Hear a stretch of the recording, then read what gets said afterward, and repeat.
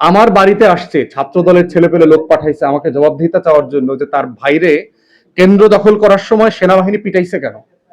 আমার বাড়িতে এসে জিজ্ঞেস করছে আমি লোক পাঠাইছি কিনা, আমি নাম দিছি কিনা, আমি ছবি দিছি কিনা। মানে এদের কত বড় দুঃসাহস হয়েছে চিন্তা করেন। এই বিএনপির ফ্যাসিবাদীদের, নতুন ফ্যাসিবাদ যেগুলো দেখতে পাচ্ছি। এরপর কর্মীদের কি অবস্থা। তাহলে আমাদের বক্তব্য খুব পরিষ্কার, আমরা গণমাধ্যমের ভাইদেরকে বলবো যে আপনারা রাষ্ট্রের হয়ে জনগণের হয়ে যেটা করছেন সেটা তো অবশ্যই আপনারা করে যাবেন।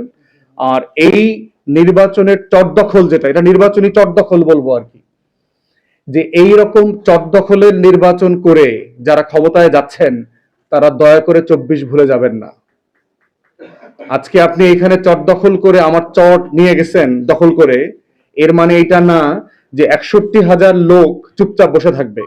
তাদের ভিতরে যে ক্ষোভ তৈরি হয়েছে, তারা নিজের চোখে দেখতে পেয়েছে তাদের চোখের সামনের বিজয় কিভাবে ছিনিয়ে নেওয়া হয়েছে চুরি বাটপারি করে।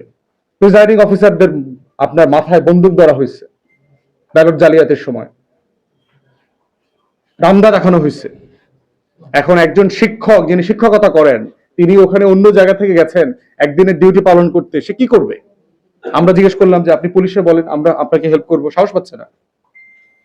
তাহলে আমরা কি রকম একটা মাইনকাচি পায় আছি দেখেন। ঘটনা ঘটছে কিন্তু প্রকাশ করা যাচ্ছে না, এইটাকে কেন্দ্র করে মামলা প্রশাসনিক ব্যবস্থা নেওয়া যাচ্ছে না, কারণ কেউ ভীতিকর অবস্থা থেকে নাই। একজন ঢাকায় থাকে, পরিবার তো গ্রামে থাকে, গ্রাম জ্বালায় দিয়ে আসছে, বাড়ি বাড়ি ভেঙে দিয়ে আসছে।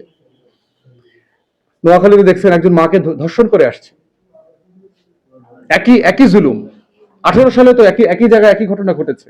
তখন ঘটেছে যে কেন ধানের শীষে ভোট দিছে সেই জন্য আওয়ামী লীগের সন্ত্রাসীরা গিয়ে গণধর্ষণ করে আসছে, আজকে বিএনপিকে কেন ভোট দেয় নাই সেই জন্য গণধর্ষণ করেছে।